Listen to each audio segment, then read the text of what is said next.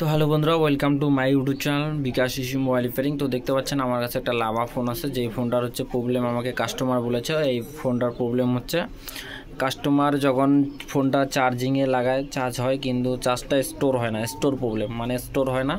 তো আর এমনি ব্যাটারিটা কাস্টমার 6 মাস হয়ে গেছে, কাস্টমার ব্যাটারি নতুন লাগিয়েছে, তো সেটা 6 মাসের ওয়ারেন্টি ছিল, তো এটা 6 মাস হয়ে গেছে, পেরিয়ে গেছে। তো কাস্টমার আমাকে দিল ফোনটা যে আমার ফোনটা চার্জ হচ্ছে কিন্তু চার্জটা স্টোর হচ্ছে না। তো আমি বললাম যে হয়তো চার্জিং পিনের জন্যও এটা সমস্যা হতে পারে, বা আপনার যে ব্যাটারি সে ব্যাটারির জন্য হতে পারে। তো কাস্টমার আমাকে ফোনটা দিয়ে বললো যে ঠিক করে রাখো, আমি আসছি। তো আমি বললাম যে ঠিক আছে। তো আমি বললাম যে 101% প্রবলেম সলিউশন হয়ে যাবে, সেটা নিয়ে টেনশন নেই। তো দেখতে পাচ্ছেন ফোনটাতে একটা সিম কার্ড, একটা মেমোরি কার্ড। আমাদের গ্রাম সাইটে আমাদের এরকমই থাকে, একটা হচ্ছে কোনো ফোনে 2টা সিম কার্ড থাকে, সিম কার্ড আর মেমোরি কার্ড এগুলো থাকবেই কমন আমাদের এদিকে এগুলো। কারণ মেমোরি কার্ড আমাদের এদিকে এখনও প্রচুর পরিমাণ চলে মেমোরি কার্ড, দেখতে পাচ্ছেন মেমোরি কার্ড।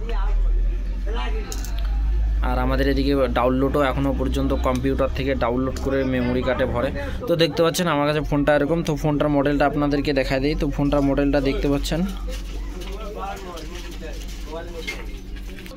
তো এখন ফোনটা আমি খুলে নিব। তো খুলে নেওয়ার জন্য তো আমি ফোনটার আগে স্ক্রুগুলো খুলে নিই, তারপরে আপনাদের সাথে কথা হচ্ছে, এবং ফোনটার স্টেপ বাই স্টেপ আমি বলবো যে কি করতে হবে। তো আমি এখন ফোনটার স্ক্রুগুলো খুলে নিব। তো স্ক্রুগুলো খুলে নিয়ে আগে, তো স্ক্রুগুলো আমি খুলে নিচ্ছি। বন্ধুরা, আপনারা ভিডিওটা শেষ পর্যন্ত দেখবেন। চ্যানেলে যারা নতুন সাবস্ক্রাইব করবেন, লাইক করবেন, শেয়ার করবেন।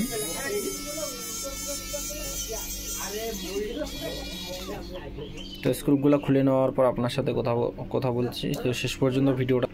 তো বন্ধুরা দেখতে পাচ্ছেন আমি ফোনটা রিমুভ করে নিলাম। রিমুভ করার পর দেখতে পাচ্ছেন চার্জিং জ্যাকটা আপাতত ঠিকই আছে। তো আমি একবার চেক করে দেখব।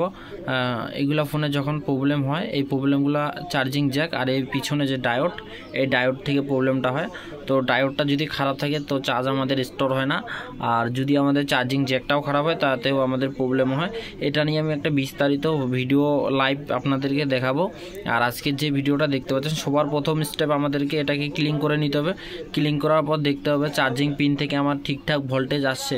যদি ঠিকঠাক মতো ভোল্টেজ আসে তো আমাদের চার্জিং পিন ঠিক আছে। তারপর আমাদের গিয়ে দেখতে হবে ডায়োডটা, যেই ডায়োড থেকে আমাদের প্লাস এবং মাইনাস থাকে, যেই মাইনাস প্রোগ থেকে আমাদেরকে দেখতে হবে ব্যাটারি কানেক্টারে ঠিকঠাক মতো ভোল্টেজ আসছে কি না। যদি আসে তাইলে ঠিক আছে, আর যদি না আসে তো আমাদের এই যে ডায়োডটা দেখতে পাচ্ছেন ব্যাটারির পিছন দিকে ডায়োডটা, এই ডায়োডটা চেঞ্জ করে দিলে 101% প্রবলেম সলিউশন হবে।